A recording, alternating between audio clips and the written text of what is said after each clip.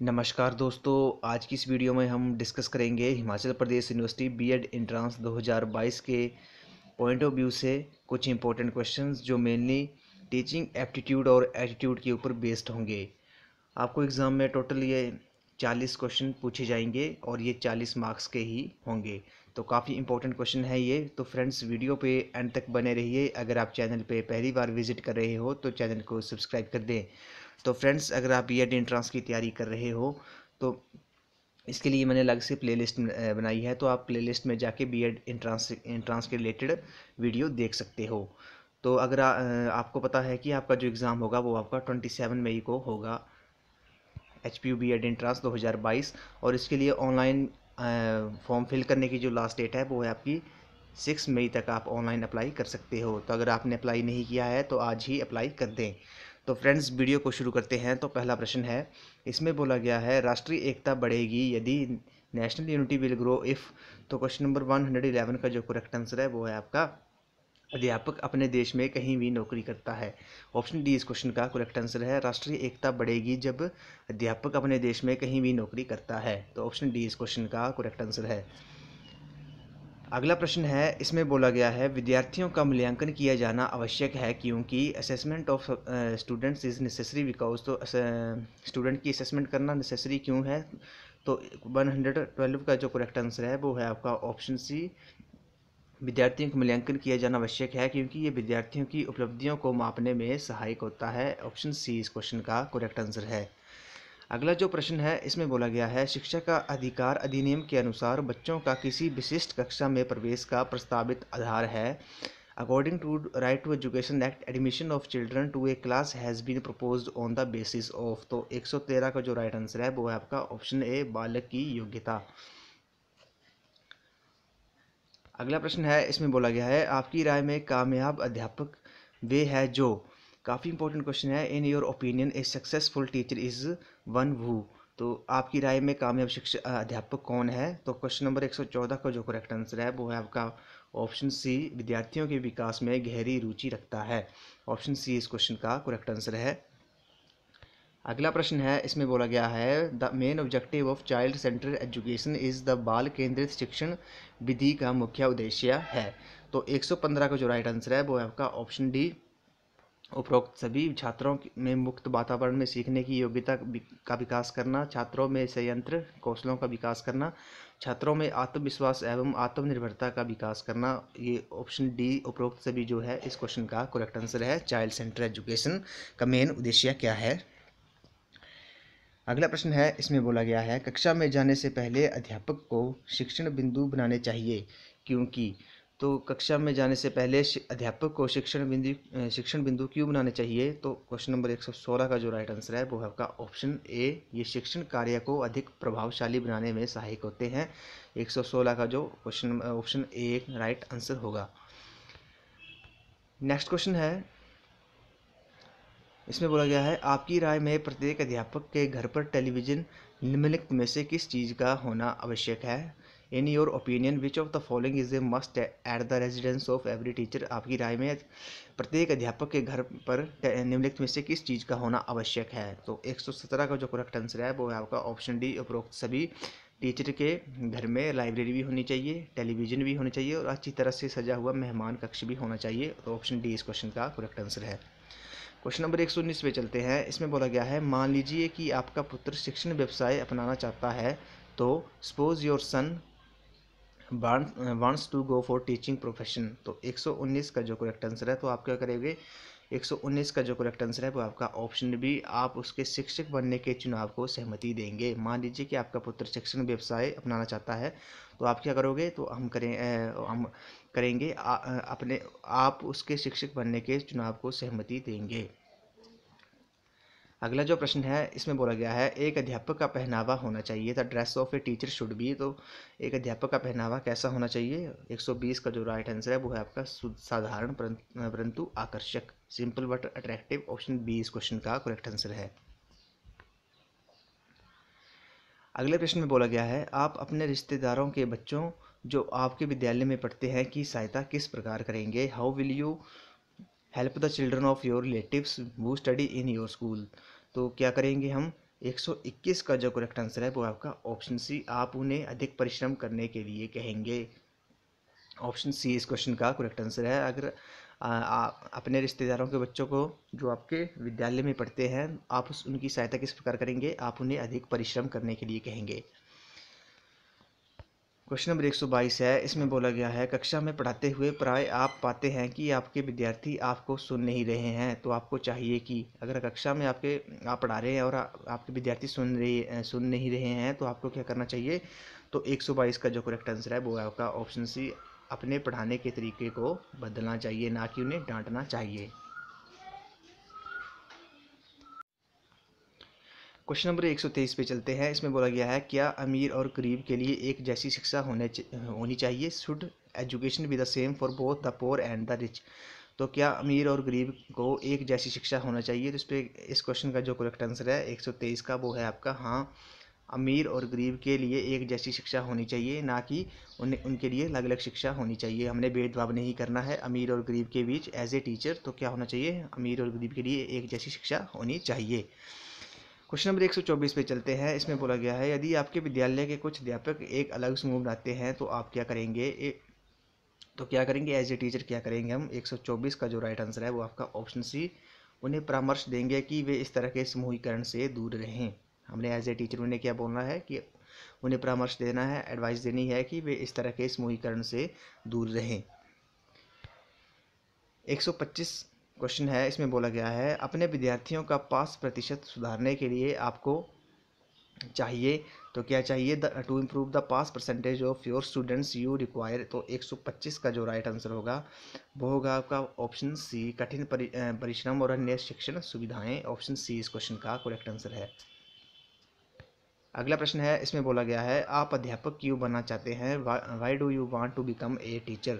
तो 126 का जो राइट आंसर होगा वो होगा आपका मैं देश के निर्माण में युवा बुद्धि का प्रयोग करना चाहता हूँ। तो ऑप्शन सी इस क्वेश्चन का करेक्ट आंसर है। क्वेश्चन नंबर 127 पे चलते हैं। इसमें बोला गया है आजकल छात्रों द्वारा कक्षा अध्यापन में रुचि न लेने का मुख्य कारण है। What is the main reason of students not taking interest in classroom teaching at present? तो 127 का जो करेक्ट आंसर होगा वो होगा आपका ऑप्शन डी, उपरोक्त सभी कक्षा का अरुचिकरण वातावरण, पाठ्यक्रम का विद्यार्थियों की मनोवैज्ञानिक के अनुसार न होना, त्रुटिपूर्ण परीक्षा प्रणाली, और ऑप्शन डी उपरोक्त सभी है। आजकल छात्रों द्वारा कक्षा अध्यापन में रुचि न लेने का मुख्य कारण ये तीनों है। तो ऑप्शन डी इस क्वेश्चन का करेक्ट आंसर है।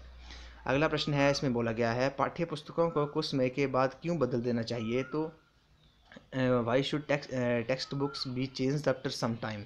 तो पाठ्य पुस्तकों को कुछ समय बाद क्यों बदलना चाहिए? तो 128 का जो करेक्ट आंसर है वो आपका ऑप्शन बी, ज्ञान में बदलाव के कारण ये आवश्यक है कि पाठ्य पुस्तकों को कुछ समय के बाद बदल देना चाहिए।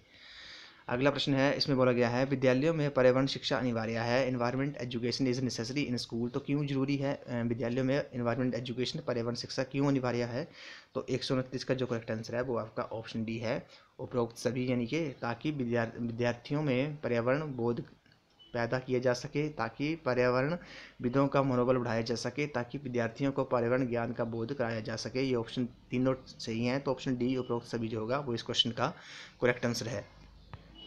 अगला प्रश्न है, इसमें बोला गया है भारत में नैतिक मूल्यों की गिरावट का मुख्य कारण है। The main cause of moral degradation in India is because of? तो भारत में नैतिक मूल्यों की गिरावट का मुख्य कारण क्या है? तो 130 का जो करेक्ट आंसर है वो है आपका ऑप्शन सी, भौतिकवादी मनोवृत्ति। ऑप्शन सी इस क्वेश्चन का करेक्ट आंसर है। अगला प्रश्न है, इसमें बोला गया है विद्यार्थियों और समाज दोनों के लिए वर्तमान में किस प्रकार की शिक्षा लाभप्रद है? Which type of education is beneficial for students and society both at present? तो 131 का जो राइट आंसर है वो आपका ऑप्शन बी है, रोजगार के अनुकूल व्यावसायिक शिक्षा होनी चाहिए। क्वेश्चन नंबर 132 पे चलते हैं। इसमें बोला गया है विद्यार्थियों को किसका व्यवहार सबसे अधिक प्रभावित करता है? तो 132 का जो राइट आंसर है वो आपका ऑप्शन सी, अध्यापक का जो व्यवहार होता है वो सबसे अधिक प्रभावित करता है किसको? स्टूडेंट को। अगला प्रश्न है, इसमें बोला गया है किस पद्धति द्वारा विद्यार्थी सबसे अधिक सीखते हैं? By which method students learns to the maximum? तो किस पद्धति के द्वारा विद्यार्थी सबसे ज़्यादा सीखते हैं? तो क्वेश्चन नंबर 133 का जो करेक्ट आंसर है वो है आपका अपने आप करके, यानी कि लर्निंग बाय डूइंग पद्धति द्वारा विद्यार्थी सबसे ज़्यादा सीखते हैं, खुद करके वो सीखते हैं। अगला प्रश्न है, इसमें बोला गया है शिक्षा के मानकों के उत्थान के लिए निम्नलिखित कथनों में से कौन सा अति आवश्यक है। In order to raise the standard of education which one of the following statement is vital. तो 134 का जो राइट आंसर होगा वो होगा आपका ऑप्शन डी, पाठ्यक्रमों में संशोधन, अमेंडेंट्स इन सिलेबस। अगला प्रश्न है 135 है, इसका क्वेश्चन है ये, शिक्षा का मुख्य उद्देश्य है the major objective of education is. तो शिक्षा का मेजर ऑब्जेक्टिव क्या है, उद्देश्य क्या है। तो 135 का जो राइट आंसर है वो आपका ऑप्शन सी, विद्यार्थियों की आंतरिक योग्यताओं को उभारना, developing inherent abilities of students. विद्यार्थियों की आंतरिक योग्यताओं को उभारना जो है वो शिक्षा का मुख्य उद्देश्य है, मेजर ऑब्जेक्टिव है एजुकेशन का। अगला प्रश्न है, इसमें बोला गया है यदि कोई विद्यार्थी कक्षा में आपका उपहास करता है तो आप क्या करेंगे। If students laugh at you the class what will we you do. तो आप क्या करेंगे यदि आपकी कक्षा में कोई उपहास करता है, कोई बच्चा हंसता है तो आप क्या करेंगे एज ए टीचर। तो 136 का जो राइट आंसर है वो आपका ऑप्शन ए है, उसे अनुभव कराएंगे कि ऐसा करना उचित नहीं है, उसे अनुभव कराएंगे कि ऐसा करना उचित नहीं है, कक्षा में हंसना, उसकी कक्षा में हंसना मना है, तो उसे आप अनुभव कराएंगे कि ऐसा करना उचित नहीं है, ना कि उसे कक्षा में उसकी पिटाई करेंगे। तो ऑप्शन ए इस क्वेश्चन का करेक्ट आंसर है। अगला जो प्रश्न है इसमें बोला गया है सभी अध्यापकों को विद्यालय समय पर पहुंचना चाहिए क्योंकि all the teacher must reach school in time because. तो सभी अध्यापकों को विद्यालय समय पर पहुंचना चाहिए, क्यों पहुंचना चाहिए समय पर। तो 137 का जो राइट आंसर है वो आपका ऑप्शन डी है, उपरोक्त सभी, यानी कि इससे विद्यार्थियों में अनुशासन की भावना आती है, विद्यार्थी समय के महत्व को समझेंगे, विद्यार्थी भी समय पर पहुंचेंगे। ये तीनों क्वेश्चन ऑप्शन सही हैं, तो ऑप्शन डी जो है उपरोक्त सभी, ऑल ऑफ द अबव, इस क्वेश्चन का करेक्ट आंसर होगा। क्वेश्चन नंबर 138 पे चलते हैं। इसमें बोला गया है मान लीजिए आप एक अध्यापिका हैं, कुछ पुरुष अध्यापक आपको प्रताड़ित करते हैं और आपकी आलोचना करते हैं, आप क्या करेंगे। Suppose you are a lady teacher, some of the man teachers start harassing and criticising you, what will you do.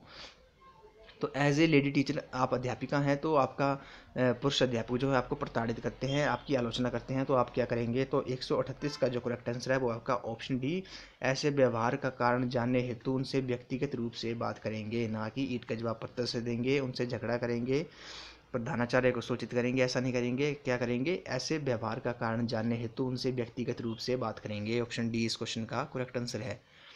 Question number 139 है, इसमें बोला गया है मान लीजिए कि कोई विद्यार्थी कक्षा में आपके दृष्टिकोण को समझने में अक्षम है, तो आप क्या करोगे। Suppose a student is not able to understand your point of view in the class. तो क्या करेंगे, 139 का जो करेक्ट आंसर है वो आपका ऑप्शन सी, आप तब तक आगे नहीं बढ़ेंगे जब तक वे पूरी तरह से समझ ना ले। क्वेश्चन नंबर 140 है, इसमें बोला गया है यदि आप स्कूल के प्रधानाचार्य के निकटतम है तो आप हमेशा if you are close to head of the school you will always. यदि आप स्कूल के प्रधानाचार्य के निकटतम है तो आप हमेशा क्या करेंगे। 140 का जो राइट आंसर है वो आपका ऑप्शन बी है, अपने विषय विद्यार्थियों और अध्यापन पर केंद्रित रहेंगे, ना कि उनकी प्रधानाचार्य की चापलूसी करेंगे, दूसरे अध्यापकों को धमकाएंगे, विद्यालय में राजनीति करेंगे, ये नहीं करेंगे। क्या करेंगे, अगर आप किसी प्रधानाचार्य के प्रिंसिपल के निकटतम हो, क्लोज हो, तो आप क्या करेंगे, अपने विषय विद्यार्थी और अध्यापन पर केंद्रित रहेंगे। अगला प्रश्न है क्वेश्चन नंबर 141 है, इसमें बोला गया है अभिभावक शिक्षक मीटिंग महत्वपूर्ण होती है क्योंकि ये मंच प्रदान करती है। Parent teacher meeting is important because it gives platform. तो अभिभावक और शिक्षक की मीटिंग महत्वपूर्ण क्यों होती है, क्योंकि ये मंच प्रदान करती है। तो 141 का जो राइट आंसर है वो है आपका ऑप्शन डी, उपरोक्त सभी। पेरेंट्स और टीचर की जो मीटिंग होती है वो क्या करती है, प्रोग्रेस रिपोर्ट पर चर्चा करने के लिए महत्वपूर्ण होती है, समस्याओं का समाधान करने के लिए भी महत्वपूर्ण होती है, अभिभावकों से मिलने के लिए भी महत्वपूर्ण होती है। तो ऑप्शन डी इस क्वेश्चन का करेक्ट आंसर है। अगला प्रश्न है doctor APJ Abdul Kalam is respected for. Doctor APJ Abdul Kalam को सम्मान दिया जाता है, तो क्यों दिया जाता है। ऑप्शन 142 का जो राइट आंसर है वो है आपका ऑप्शन सी, महान वैज्ञानिक व प्रतिबद्ध अध्यापक होने के नाते। ऑप्शन सी इस क्वेश्चन का करेक्ट आंसर है। आपको पता है कि मिसाइल मैन ऑफ इंडिया के नाम से भी डॉक्टर एपीजे अब्दुल कलाम को जाना जाता है। वो एक महान वैज्ञानिक, प्रतिबद्ध अध्यापक होने के नाते भारत के वो राष्ट्रपति भी रह चुके थे। अगला प्रश्न है, इसमें बोला गया है which type of education is most needed for today world. आज के विश्व में किस प्रकार की शिक्षा सबसे अधिक आवश्यक है। तो आज के टाइम में कौन सी एजुकेशन संसार विश्व में सबसे महत्वपूर्ण है। तो 143 का जो राइट आंसर है वो आपका ऑप्शन डी, उपरोक्त सभी। यौन शिक्षा, सेक्स एजुकेशन भी जरूरी है, नैतिक शिक्षा भी जरूरी है, कंप्यूटर शिक्षा भी जरूरी है। तो ऑप्शन डी इस क्वेश्चन का करेक्ट आंसर होगा, ऑल ऑफ द अबव। अगला प्रश्न है, इसमें बोला गया है विद्यालय में अनुशासन स्थापित करने के लिए एक अध्यापक को क्या करना चाहिए। For maintaining discipline in the school what should be done by teacher. तो विद्यालय में अनुशासन स्थापित करने के लिए एक अध्यापक को क्या करना चाहिए। तो 144 का जो करेक्ट आंसर है वो आपका ऑप्शन डी, विद्यार्थियों को सकारात्मक शैक्षिक व्यवहार के लिए प्रेरित करना चाहिए। इससे क्या होगा, अनुशासन स्थापित होगा विद्यालय में। क्वेश्चन नंबर 145 है, इसमें बोला गया है आपकी राय में कैसे अध्यापक को सबसे अधिक सम्मान दिया जाता है। In your opinion who is the most respected teacher. तो 145 का जो करेक्ट आंसर है वो आपका ऑप्शन डी, जिसे विषय को पढ़ाने का पूर्ण ज्ञान हो, ऐसे अध्यापकों को सबसे अधिक सम्मान दिया जाता है। ऑप्शन डी इस क्वेश्चन का करेक्ट आंसर है। अगला प्रश्न है, इसमें बोला गया है भगोड़ेपन का असली कारण है। The main reason of truancy is. भगोड़ेपन का असली कारण क्या है। तो 146 का जो राइट आंसर है वो आपका ऑप्शन डी है। उपरोक्त सभी जो है भगोड़ेपन में यानी कि पढ़ाई में रुचि ना होना, अध्यापक का कक्षा में रुचि पैदा करने में असक्षम होना, नशाखोरी, ये तीनों जो हैं वो भगोड़ेपन का असली कारण है। तो ऑप्शन डी उपरोक्त सभी जो होगा इस क्वेश्चन का करेक्ट आंसर होगा। अगला प्रश्न है, इसमें बोला गया है एक अध्यापक को शोध कार्य में रुचि लेनी चाहिए क्योंकि a teacher must take interest in research because. शोध कार्य में अध्यापक को रुचि क्यों लेनी चाहिए। 147 का जो राइट आंसर होगा वो होगा आपका ऑप्शन डी। तो क्या होगा इसमें, इससे ज्ञान बढ़ता है, अध्यापक निरंतर नई खोज के बारे में जानकारी हासिल करता है, अध्यापक व्यस्त रहता है। तो ये तीनों ऑप्शन जो हैं वो करेक्ट हैं। तो ऑप्शन डी उपरोक्त सभी जो है वो करेक्ट आंसर होगा।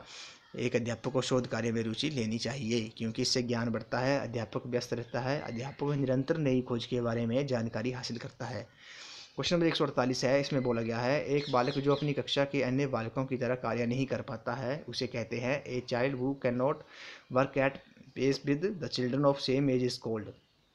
तो 148 का जो करेक्ट आंसर है वो आपका ऑप्शन ए, उसे पिछड़ा बालक कहते हैं। एक बालक जो अपनी कक्षा के अन्य बालकों की तरह कार्य नहीं कर पाता है उसे पिछड़ा बालक कहते हैं, बैकवर्ड चाइल्ड कहते हैं। ऑप्शन ए इस क्वेश्चन का करेक्ट आंसर है। अगला प्रश्न है, इसमें बोला गया है निम्नलिखित में से किन कारणों से परीक्षा में तनाव उत्पन्न होता है। तो which of the following leads to stress in the exam. तो किन कारणों से परीक्षा में तनाव उत्पन्न होता है। तो 149 का जो करेक्ट आंसर है वो आपका ऑप्शन डी है, चिंता, तैयारी ना होना और विषय की कम समझ होना। ये तीनों जो फैक्टर हैं वो परीक्षा में तनाव उत्पन्न करते हैं। तो ऑप्शन डी इस क्वेश्चन का करेक्ट आंसर है। इस वीडियो का लास्ट क्वेश्चन है, एक अध्यापक होने के नाते आप उन छात्रों को अतिरिक्त अंक देंगे। As a teacher you will give extra marks to two students. तो एक अध्यापक होने के नाते आप किन छात्रों को अतिरिक्त एक्स्ट्रा मार्क्स देंगे। तो 150 का जो करेक्ट आंसर है वो ऑप्शन है ऑप्शन डी, जो इसके पात्र हैं, जो मतलब वो डिज़र्वेटिव जो भी छात्र इसके पात्र होंगे, डिज़र्व करेंगे, उनको एज ए टीचर क्या करना है, उन्हें एक्स्ट्रा मार्क्स देंगे, अतिरिक्त अंक देंगे। ऑप्शन डी इस क्वेश्चन का करेक्ट आंसर है। तो फ्रेंड्स आज की वीडियो में हमने टीचिंग एप्टीट्यूड और एटीट्यूड के कुल 40 क्वेश्चन डिस्कस किए जो आपको आगामी बीएड एंट्रेंस में काफ़ी हेल्पफुल साबित होंगे। 40 मार्क्स के ही क्वेश्चन होंगे, एक क्वेश्चन 1 मार्क्स का होगा। आई होप आपको वीडियो पसंद आई होगी, तो वीडियो को लाइक शेयर एंड सब्सक्राइब कर दें। तो अगर आप बीएड एंट्रेंस की तैयारी कर रहे हो तो प्लेलिस्ट में मैंने एचपी बीएड एंट्रेंस 2022 से एक नई प्लेलिस्ट बनाई है जिसमें आपको बीएड के क्वेश्चन ही मिलेंगे। वीडियो को उन वीडियो को ज़रूर देख लें। तो फ्रेंड्स आज की वीडियो में बस इतना ही। तो थैंक यू फ्रेंड्स।